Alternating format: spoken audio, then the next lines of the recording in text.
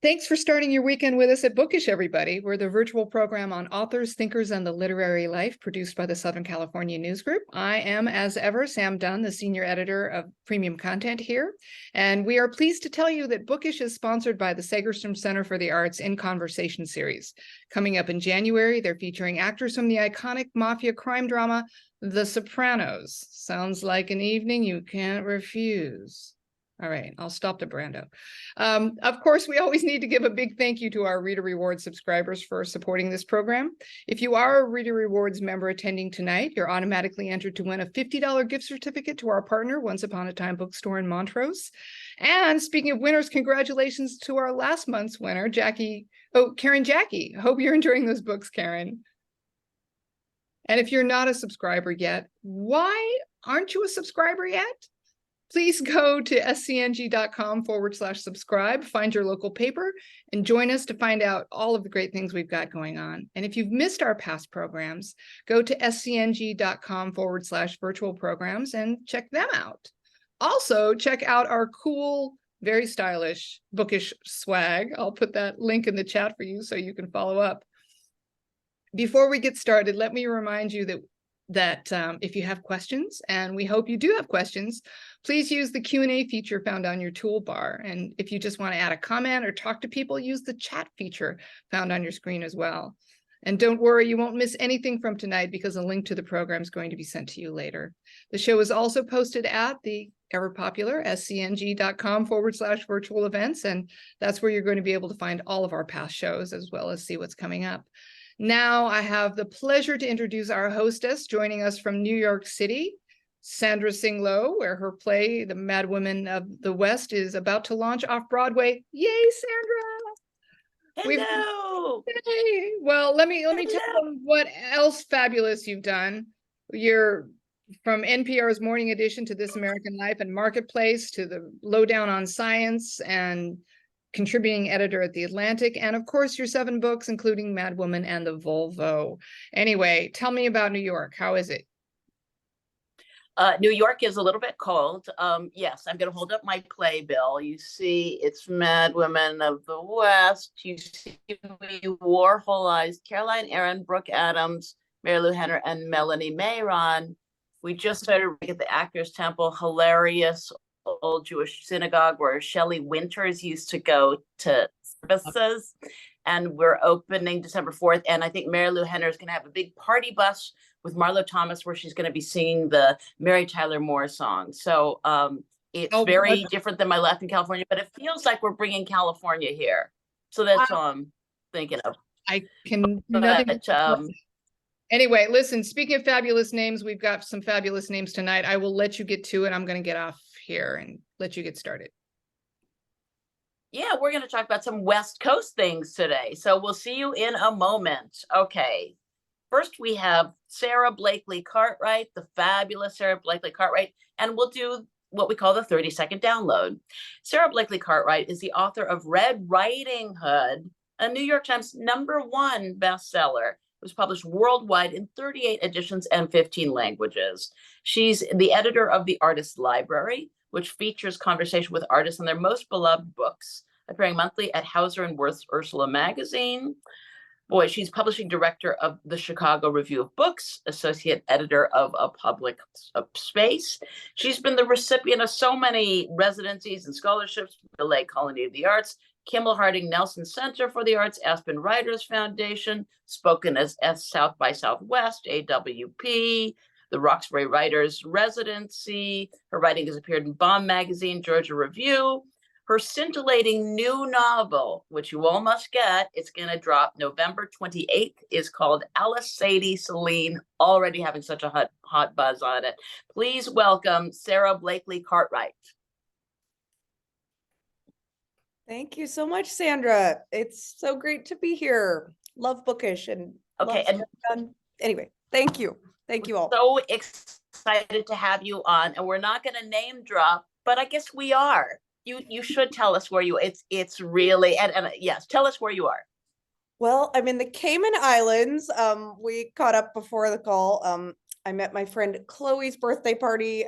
Chloe 70 read the audiobook actually of Alice Sadie Celine, which was Thank God I didn't know that when I was drafting the book, because imagine I would never have been able to put a word to paper. Oh, Yeah, and she's a huge fan of the book as well. And speaking of which, and I think what a great choice to read it, because for those who have yet to read it, and since it drops on November 28th, that will be Alice Sadie Celine. I mean, it has a really astonishing premise. And for me, as a 61-year-old mother of two AFABs, assigned female to birth, one is like who are in their 20s, it's just mind blowing. So if you could tell our viewers the sort of the plot, the gist of this book, and how you came to write it.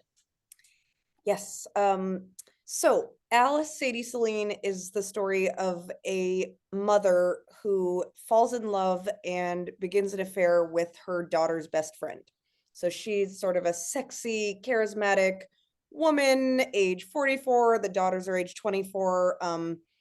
And they fall in love. And it's told through all three of the women's perspectives. So we begin actually with the best friend, and then we move to the daughter, and then we finally get the mother's perspective, and then we go back to the best friend and move forward that way. And actually, the love triangle came to me on day one when I was writing the book. I really wanted to explore what happens when the boundaries between our prescribed identities, especially as women, and for lack of a better word, the affiliations between us break down. What is a mother? What is a lover? What is a friend? What happens when a mother is also a lover, is also a friend? I had a very unorthodox upbringing myself. My mother got accidentally pregnant with me when she was 43. And Ronnie she Blakely, the incredible singer actor, which is Oh, mind blowing. Yes. thank you so much. Yes. Amazing history. And she was 11 years older than my dad, and they were not really even together. And then she never had a romantic partner my entire life that I've ever been aware of. And I'm 35, and my dad had this wonderful array of women, powerful, embodied women around. And when they would break up, they would stay friends and they would stay close to me. So they were kind of anyway, there was just a lot of questioning of these identities and what do these identities mean. And, so in my novel, the daughter wants her mother not to be her friend. She wants her mom to be a mom.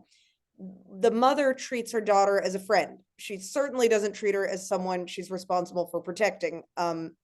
She really ignores the usual rules of behaving within a family, almost as a mission statement.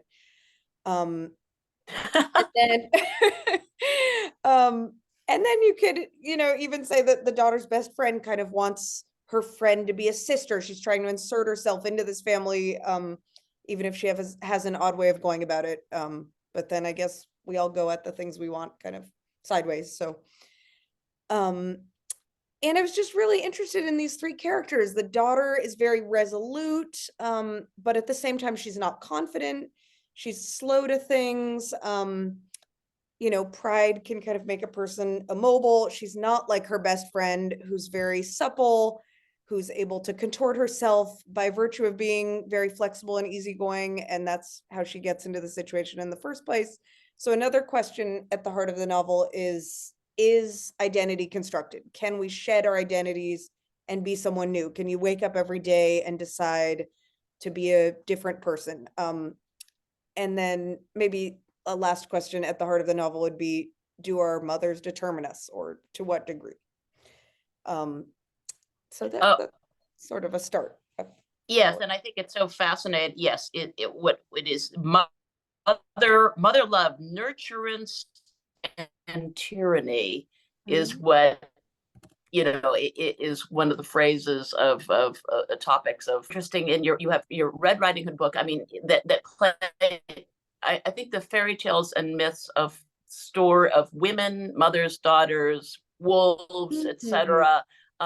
Is so interesting to explore here, and all the different ways Yes. those are explored. I mean, I think also what's so fascinating about reading your story and also kind of your life is that the book however, is interestingly dedicated to Carol Cartwright, or Carol, which is, and you know, the great writer and screenwriter who has written women's roles really well. So it is. I mean, I guess that, you know, you're talking about art and writing and what does it mean. I think that also, you know, we talked about what it's like to grow up with parents that are such strong artists and how you determine that.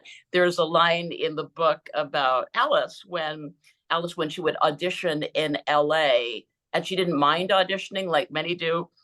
She had what she realized so many other actors lacked: the right to be in the room. So not to also name drop, just having grown up in the West Coast, I sort of knew one of Frank Zappa's children and one of Bob Dylan's children. And there's this idea of you have a right to be in the room, and you certainly do with these parents, but also a sense that not that you can never measure up, but that you're really working on a very high level. I just wonder if there's what your journey is through that, and if you worked around that, or how your parents influenced you or not. So much to unpack. You know, of course my parents influenced me, and having that very fertile childhood, you know, and of course it's, you know, not necessarily why I'm an artist. Again, just like our last question, you know, do our parents determine us? To what degree? I will say, however, that also a theme of the book is, you know, when you grow up in such an unconventional way, you can long, like the daughter in the novel, for a dose of normality. And, you know, she has a line in the novel: convention had the ring of the exotic.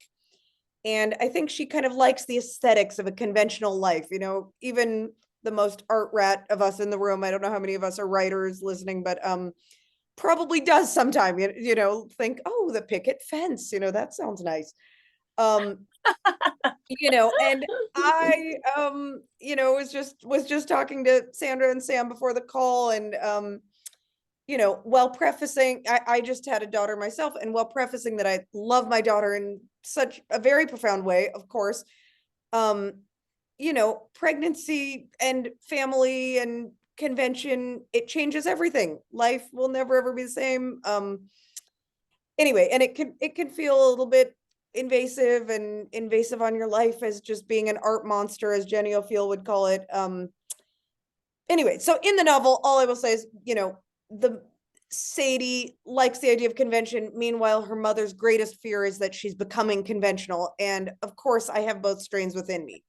And I think the novel is me trying on both for size. But yeah, my mother, she lives by herself. She does exactly what she wants all day. She really taught me how not to live within anyone's framework for what your life should be. You know, I've constructed my life, for instance, around not having to show up on anyone else's schedule, except for Bookish. Which we're so delighted at. I mean, that's really fascinating. And also that it's so, your writing is so fun to read, and really wonderfully, like, disturbingly sensual. I guess I'm sort of a generation of the in-between generation, and the notion, when you just describe Celine, there's a really, I have to say, a sort of an allure of that kind of that I definitely, and that you describe it so well, and it's fun to play with and fun to read how you play with it. It takes us to new places that are that are fresh, I'm going to say. And I mean, I also want to circle back for a moment to the artist's library that you also edit. And if you could talk a little bit about the genesis of that project, and if any artists come to you that were particularly notable about the books that they loved, or maybe surprises for you. Yeah, you know, I've always tried to seek out other people doing meaningful work in the arts. That's, you know, wherever I was living, that was something that has meant a lot to me. And you know, it's incredibly helpful as a writer to see what other writers and other artists are putting out into the world, and to support them throughout the process. And, you know, that's probably the single-handed thing that will help me survive my publication with any dignity, is having sort of been through this with other people as they went through it. And yes, the artist's library. I interview an artist about a book that's meaningful for them, that's been meaningful to them. And what have been great ones? You know, I read with the artist Anj Smith, who has a show up at Hauser and Wirth right now in Chelsea and New York. We read Nabokov's Speak Memory, which I'd never read, which was just an illuminating book that actually the next book that I'm writing, it's a work of fiction, but it really inspired me to go back into memory and look at every moment 5 times over and just not be shy to get into the tiniest details, sensual details, like you said. It's an inspiring read. If anybody has not read it, it's just an absolutely gorgeous book. You know, and you remind me, of course, you are about to launch this book. So November, it's the end of the month, and all we can say is we hope. I mean, I remember Anne Lamott always said kind of like when your book is published, it's like you think it's going to be so glamorous, and the author sits there waiting for the phone to rate, like you think it's going to be all champagne and lobster that it is, but we know, because your book has so much great buzz on it already, that your publication journey, no matter what writers say or not, is going to be fantastic, because it's such a great book. And then the phone will be ringing, and well, if we still have phones, ringing throughout, because it's really fantastic. And there's a great buzz. So Sandra, thank you so much. It's is been such a pleasure. And congratulations on the child, yet another birth, a child and a book in the same year. Fantastic. I hope to have a less eventful year next year. Yes. One of those years. Sarah Blakely-Cartwright. Yes, the new book is Alice Sadie Celine. It's such a great read and so fantastic, and congratulations, it's so deserved. So good luck, and we'll see you on the next. Thank you, Sandra. Thanks you all for being here. Yes. All right, next up we have David Ulin, and here's the David Ulin 30-second download. David L. Ulin's books include Sidewalking, Coming to Terms with Los Angeles, The Lost Art of Reading, Books and Resistance in a Troubled Time, and Writing in Los Angeles, a literary anthology which won a California Book Award. He's a books editor of Alta online magazine, also in print, and the former book editor and book critic of the Los Angeles Times. His work has appeared in The Atlantic, The New York Times, Harper's, Paris Review, and the Best American Essays 2020. He's a recipient of fellowships from the Guggenheim Foundation, the Lannan Foundation, and more. He's professor of English at the University of Southern California, where he edits the journal Air/Light. His critically acclaimed new novel is 13 Question Method. Welcome, David. Thanks, thanks, Sandra. How are you? Nice to be here. I am well. It's good to see you. Oh my goodness. Well, you've written so many different kinds of things. As people should know, you're really an icon of Southern California, and one of our heroes, and with Alta, which we'll circle back, we'll continue on that. But of course, this book is very fun, very dark. It's not, I would say, some of your other books seem like really responsible and your essays are sort of inspiring us to be better and more thoughtful people. And this is not that, in a really fun way. Okay, so what drew you to write this classic noir book? And it's so fun to read. What is so fun to write? Tell us about how this came about. It was a long gestation. I kind of began my immersion into noir when I was in my 20s, and pretty early on, I thought, I would really like to write one of these. I didn't really have an idea, but I was playing around with it. I also wanted to connect noir to the blues in some way. They seem to be in conversation with each other. So those were the sort of, I guess, the thematic underpinnings, but it took a while to find the story. Originally, I mean, without giving too much away, it's basically a novel narrated by someone who gets caught in the middle of an inheritance dispute between a stepmother and a stepdaughter. And I really wanted to play with, I've thought of it for a while as triple indemnity. I wanted to have kind of two antagonists who are also antagonistic to each other. And I wanted to have an unreliable narrator and really explore kind of existential bleakness, which is something that I do write about in my nonfiction a lot. But it was so much fun to write first person from a point of view that isn't mine, write another person's first person journey. So that getting out of my own head was really, really powerful. And also, I mean, as a nonfiction writer, I'm used to the idea that, you live the story and then you write the story. And that, as you know, from having written both, the challenge of fiction is that's not how it works. So there was something really interesting about the kind of flipping around the process for me. Yeah, and it's funny to let the audience know 13 question method. And how did that song come to you, like in terms of your creating of this, which is of course a Chuck Berry song, but how it's a Chuck Berry song. Sort of the rhythm of the. Oh, so the version that I first heard was the Ry Cooder version, which came out in the late 80s, I think, maybe 1990, but I think the late 80s. And Ry Cooder, so the Chuck Berry version is it's a really strange Chuck Berry song. It's not the classic Chuck Berry. It's kind of like got some Hawaiian slack key guitar stuff going on, and it's a novelty song in a way. Ry, when he did the cover, did it basically as a Delta blues. I mean, he did it with an acoustic blues song.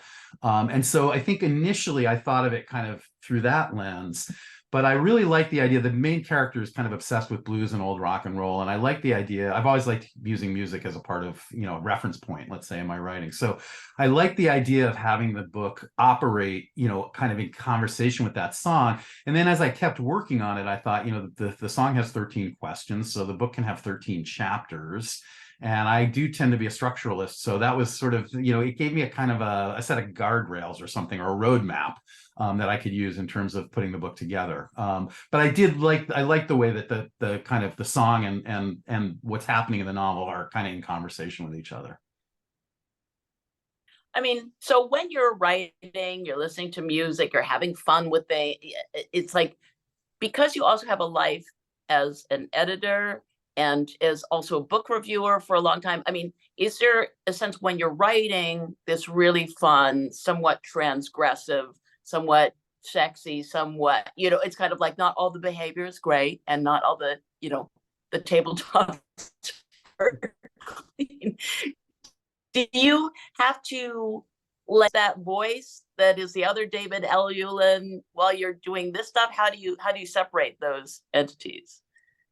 It's a good question. I don't think it's quite conscious. I mean, for me, all the writing is the same in some way. So I approach it the way I would approach any piece of writing. Like when I'm writing a review, Jeff Dyer once was interviewed. He published a collection of occasional pieces, his reviews and criticism. And he said that someone had looked at, some of those pieces and said, but what about your real work? And he was like, no, this is my real work. It's all my real work. I kind of feel the same. So when I'm sitting down and writing, whether I'm writing a review or an essay or a nonfiction book, or even in this novel, I'm trying to clear all the noise out of my head as much as possible, except for the necessary noise of the book I'm reviewing, or the characters I'm writing about, or the experience. If I'm writing a piece of like a personal essay or a piece of memoir, the experience that I'm trying to unlock. So in that sense, it was the same. The difference for me actually is that I've as is kind of industry standard, I've pre-sold all my nonfiction, and then I've always been jealous because I sell the book and then I have to write the book, and I'm like, I was always jealous of novelists who just write the book and then sell it, and then they would not have to do any more writing, and so for me, so there is no book, right? There's no nonfiction book before the contract, right? In this case, I wrote the novel. I wrote the bulk of it during lockdown, which is one of the reasons I think it meditates so much on the questions of isolation and madness. But there was something really exciting about writing the book on its own terms. It was like a return to the way I started writing when I was younger. And so when I finished the novel as a manuscript, I was like, okay, I consider this a success, whether it comes out or not. Like, it did what I wanted it to do. I had this experience, this artistic experience. And then the fact that, so in some weird way, I would have been disappointed if it hadn't come out, but it feels like the publication is almost gravy in a way. Whereas in my nonfiction work, it's kind of baked into the process of the writing. So the real difference was that I did want to push a bunch of boundaries. I wanted to play with kind of the tropes of classic noir, which are transgressive by, it's transgressive by its nature. I wanted to write about a character who slowly I guess from the point of view of a character who slowly goes mad in the kind of classic 19th century, Bedlam sort of way. And it seemed like, isolation, Los Angeles, bungalow court in Hollywood, we're better to go mad than across the street from the Magic Castle. Right. That's so great. The Magic Castle's always, it's always, you're in the gritty underbelly of Los Angeles. So it's so timeless. It's so fresh in its own disgusting way. And it's fantastic. And I think in a way that takes us to, Alta is about California and the West. And I love the quarterly publication for anyone seeking an insider's take on this most forward-thinking region. I love that and we do that on Bookish too, of rescuing the California, the West of being a place of literature and ideas. And can you sell us a little bit more? We're all kind of loving that of why you think the West, as opposed to, and noir is part of that, is so exciting literarily and ideas wise and aesthetically. We can talk and I'm about here in the East. I'm in a Park Avenue thing with so what about the West?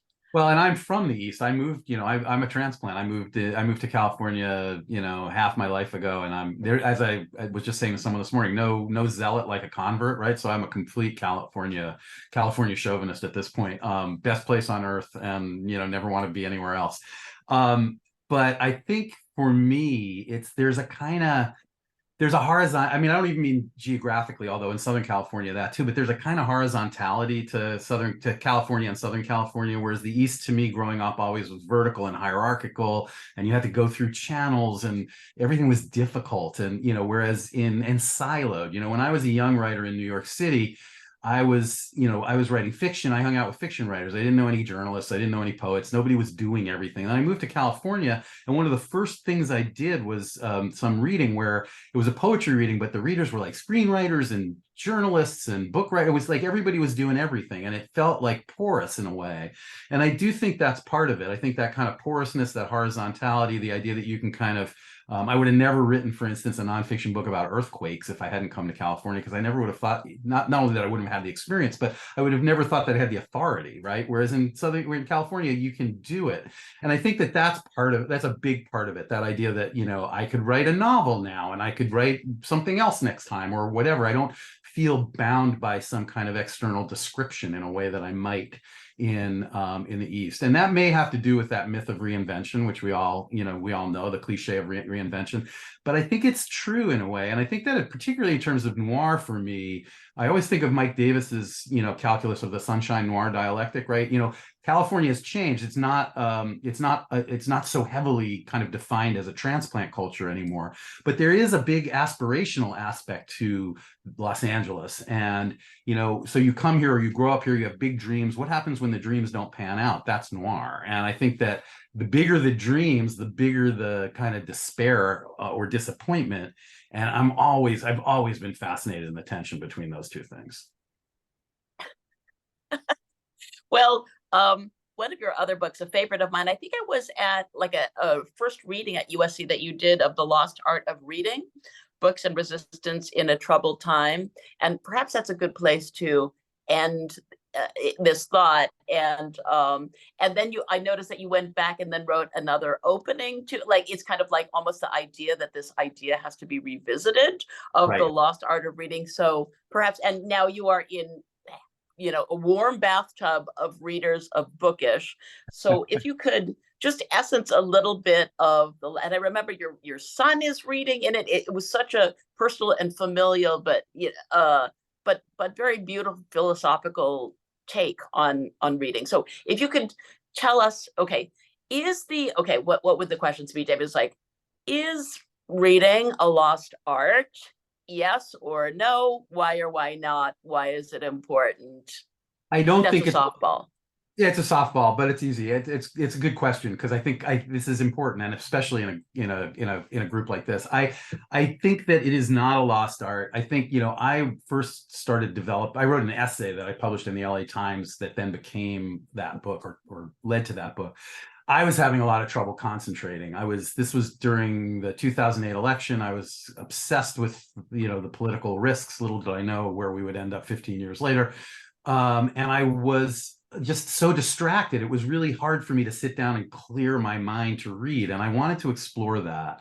I had an editor my own editor at the Times, a brilliant editor named Orly Lowe. I always want to mention editors' names because editors don't get enough credit for what they do.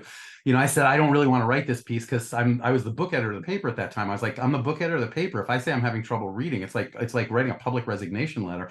And she said, no, if this is your job and you're having trouble concentrating, then it's got to be a common condition, and people will want it.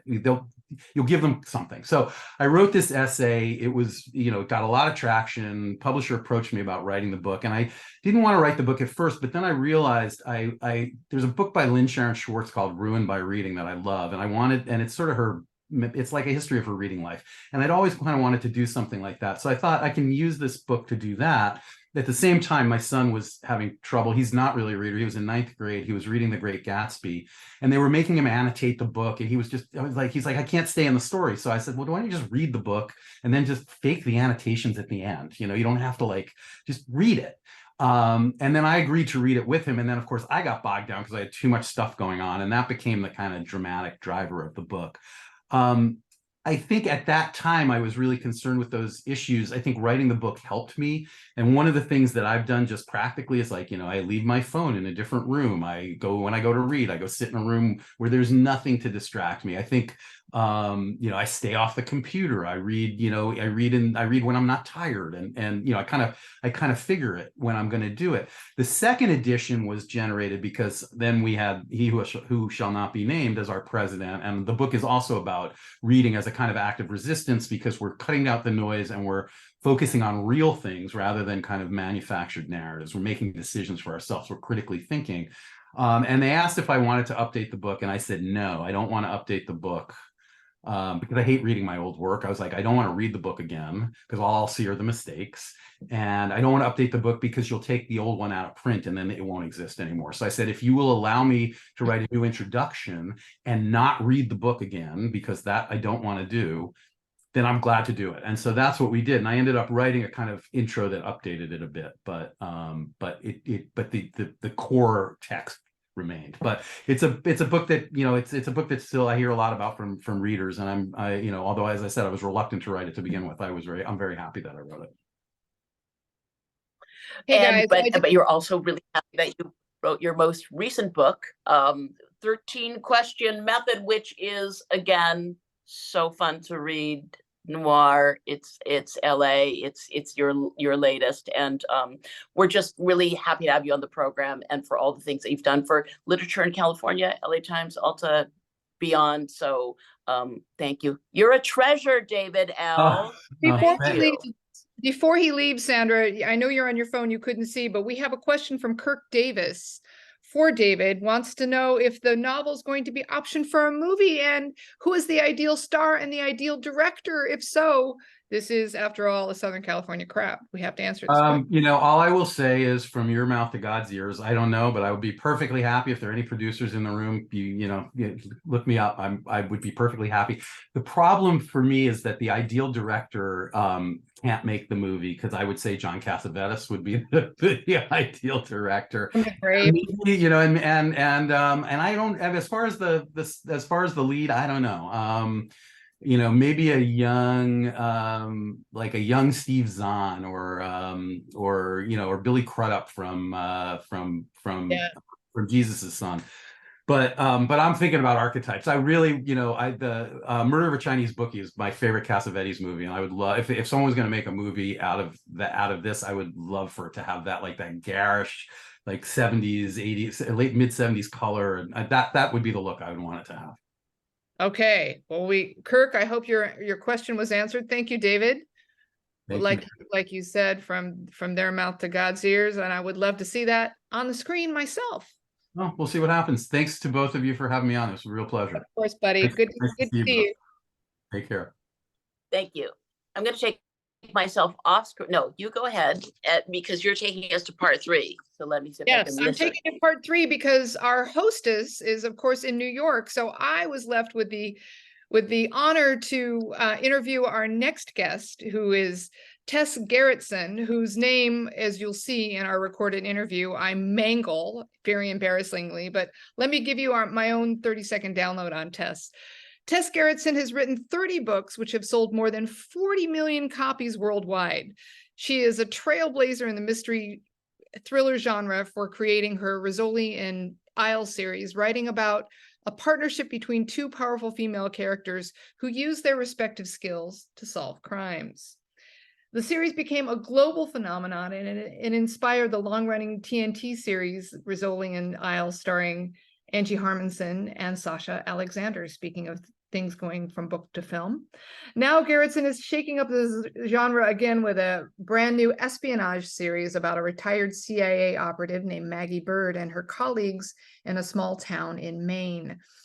The Spy Coast is her first novel in that series, and I talked to Tess about all of the particulars earlier this week. Let's roll the tape, Julie.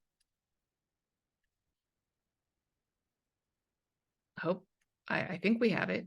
I hope we have it. Yes, we have it. It's coming. Welcome, Tess Gerritsen. Thank you so much for being with us on the Southern California News Group's Bookish. Well, thank you for having me. Well, you're a native of Southern California originally, aren't you? I grew up in San Diego, went to high school there.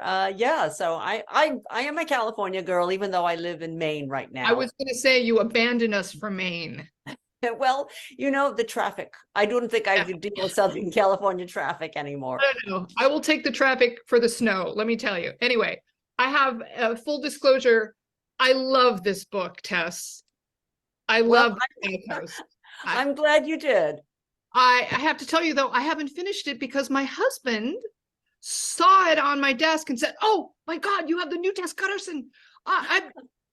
Can I steal it?" And of course, so he stole it from me because he's a huge Rizzoli and Isles fan. And I think it has nothing to do with the fact that those characters were played by 2 gorgeous actresses on the TNT special. Well, you know, a lot of men watched that show. It wasn't because of the stories. Anyway, this book launches a new series for you, and it introduces a wonderful protagonist, Maggie Bird, former spy turned chicken farmer in a small town called Purity, Maine. I love the fact that we're introduced to Maggie at her chicken farm, where she quickly dispatches a fox who has been getting into the hen house. And the way she does that, you know that there's something up with her. I love the story about how this town and this novel came about. Can you tell the story for our readers? Yes. So I moved to Maine 33 years ago. I moved to a little town, only 5,000 people. My husband is a doctor, so he opened up a medical practice. And when he brought in new patients, he'd always take an occupational history. So he got this answer a few too many times. The patient would say, "I used to work for the government, but I can't talk about it." And after I heard that the third time, I'd have to kill you, right? I can't tell you, or I'd have to kill you. Yeah. It was like, who are these people? Where did we move to? And we got the answer from a real estate agent. And she said, "Oh, they're all retired CIA." It turns out it is the worst kept secret in the state of Maine. We are packed with CIA retirees up here, not just in the mid-coast where I live, but also all over the state.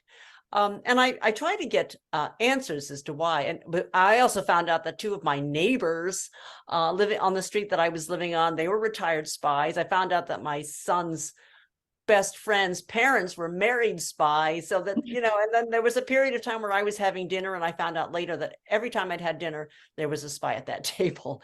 So that is hysterical. So why are they here? I've heard various explanations. One is that this used to be a location of safe houses, and the CIA would send people up here to hide away.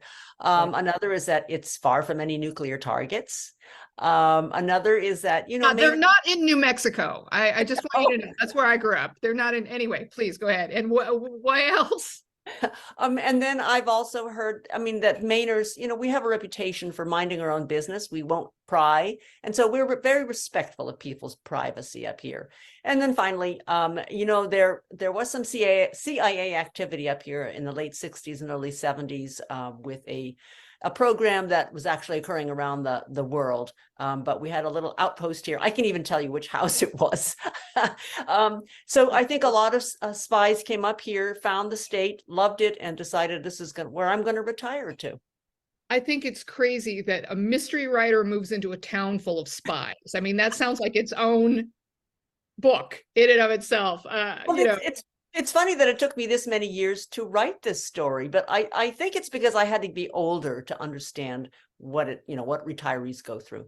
Well, I want to talk about that choice. I'm very interested in the characters that populate this novel, but I have to say, not since MI5 agent John le Carré started writing must the espionage community be a little worried at this point.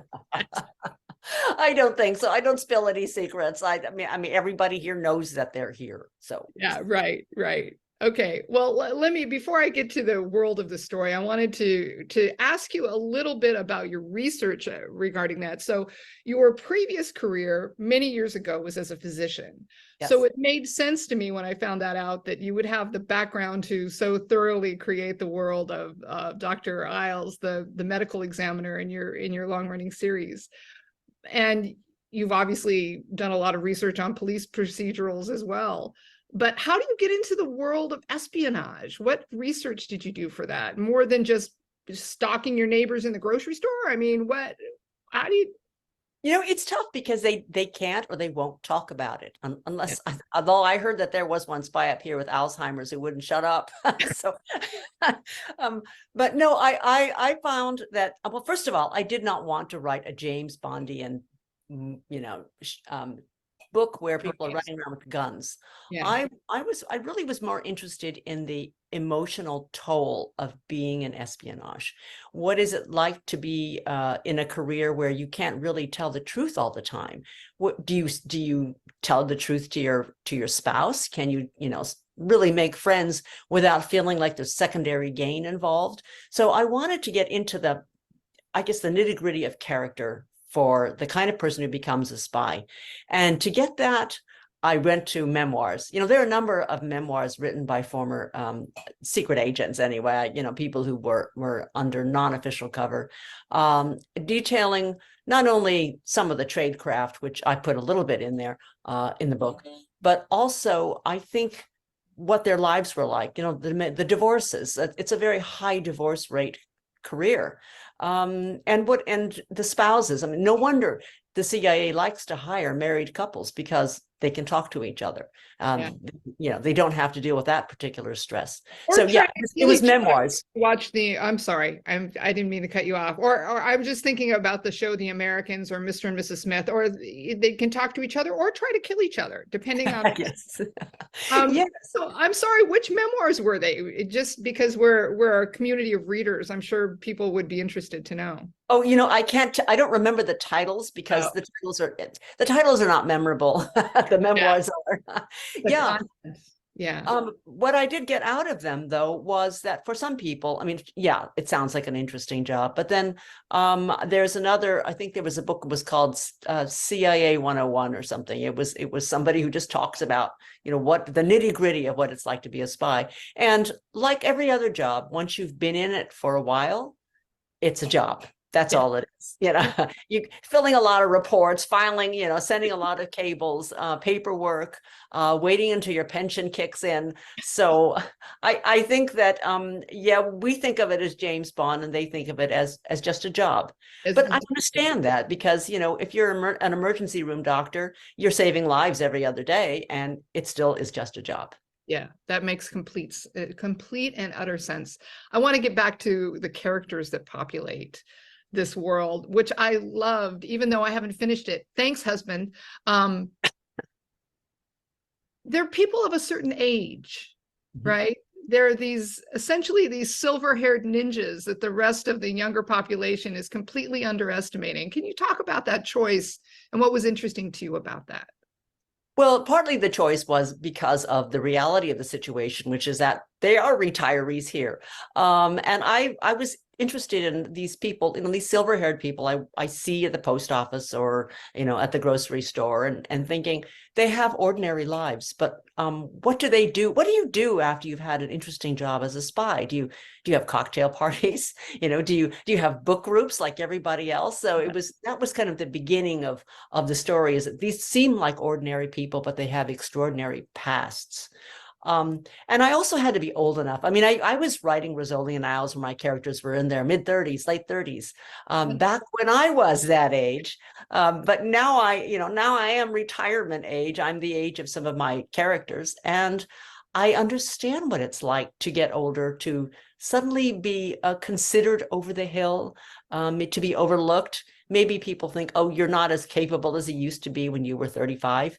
But my spies, they are capable. Maybe they can't run as fast, and maybe their joints have been replaced, but they haven't lost their marbles. And that's what I wanted to get into, is people who really still want to be useful but are overlooked. I love that. My mother always used to say, old age and treachery will always overcome youth and beauty. That was her. Well, speaking of work, you're still producing a book a year. Is that accurate? Almost. I mean, it's a book every year or two. I've been talking for the last 10 years about retiring, and every time I want to retire, it's like, wait, there's another book I want to write. And so you just kind of get swept into a new story and you can't stop. I think I am slowing down because I have grandchildren now, and I also want to travel. I mean, I have always been a big traveler, but now I feel the clock ticking. I feel like I have just maybe 10, 15 years while I still have complete mobility. And that's important to see the world while you can. Well, speaking of seeing the world, that's another dimension of this book. It takes place in many different locales, many different exotic locales, both in real time and in memory. And I'm just wondering, you must have traveled a lot yourself, because there's an authenticity to this. Full disclosure, my parents were expats, and I've lived overseas as well. And there's just a certain knowledge you can only have by living overseas. Well, I have traveled. I traveled to these places for pleasure, and then later on I realized I could use those memories for this book. So I have spent many lovely days in Turkey, in Istanbul, and also there's a lovely little beach town called Gümüşlük, which is where Maggie has her honeymoon, and I put that in the story. I have been to Bangkok. I know Milan, and I know London. So they all kind of ended up in this story. I mean, Maggie goes where I went because I can't write about places that I've never been. Well, there's also Paris. Let's not forget Paris. Yes. So you mentioned you've got about another 10 years. So hopefully we have another 10 books in the Martini Club, at least. I have one that is in the second draft right now. It's called The Summer Guests, and it stars the Martini Club, my 5 spies. Plus, the other character who's really a star in this story is the local policewoman. She's in her 30s. Her name is Jo Thibodeau. And she's a solid Mainer. Her family's been here for generations, and she reflects a lot of Mainers I know here who have been here for generations. She doesn't know who these old people are. She thinks. From what I've seen, I loved the generation gap there. Between the Yes. Well, there's this situation where there's a dead body that shows up on Maggie's driveway, which launches the whole story. Who is this dead woman, and what does it mean to Maggie? Well, here's a local cop. She doesn't deal with homicide very often, and she has to go, who is this dead body? And she's very flummoxed by why Maggie Bird, who owns this property, seems so calm about the whole thing. It's like, she's not a normal 60-year-old woman. Why is she not hysterical? And then she finds out, well, Maggie has a little surveillance camera on her porch. Right. And she goes in, she says, well, can I take a look at your video? Yeah. And Maggie reluctantly lets her. And instead of seeing like a Ring camera video, this is like a 12 camera. Yeah. Complete surveillance system. So that's another thing that kind of freaks out Joe. Who are these people? I love that. I can't wait to finish it now that I have it back in my clutches. That's going to be the reading tonight. Thank you so much. We're almost at the end of time, but I have to say something. You have been a Jeopardy question twice. I heard that. Is that the official marker of making it as a writer that you how did That and being in the New York Times crossword puzzle. That was there you go. Oh, I did not But- know that. It's only because my first name is Tess, and that is a really easy filler for for words in the crossword puzzle. I love it. Well, thank you so much for your time. This was wonderful. Thank you. Come back. I sure will. Just love her. Isn't she What fabulous? a fabulous interview. Oh my goodness. And so widely read and just so genuine. It's so fun to listen to. Well, Terrific. everybody tonight was fantastic. Good Amazing. Good luck on your show, my dear, there in the big city, in the Big Apple. Thank you. And I- thanks I will to wait till you. you. What? Anyway, Nothing. I'm just waving on my Wi-Fi and saying goodbye. Hasta and la listening vista, to baby. you. Well, thank you. Go. And thank you, Sarah. And from beaming in from the Cayman Islands, and David from beaming in from Los Angeles.